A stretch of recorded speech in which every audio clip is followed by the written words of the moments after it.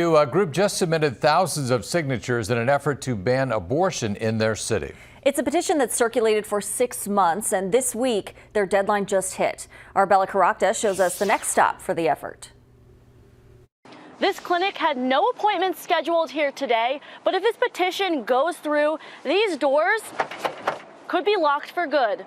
521 petition packets, well over 7,000 signatures, says Mark Lee Dixon, a man from Texas working to outlaw abortion across the country, including Bellevue, Nebraska. And we are ready to see Mr. Carhart's facility shut down once and for all. This week, the volunteers submitted to the city clerk what they hope to be enough signatures to move the effort forward.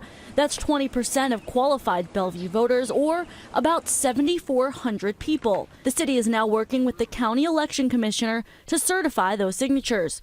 Organizers won't say exactly how many they collected. There's no specific timeline set out by when the votes need to be verified. The city doesn't intend to drag its feet. And so if they hit that 20%, it moves on to the next step. Yeah, it's our duty to then present it to City Council.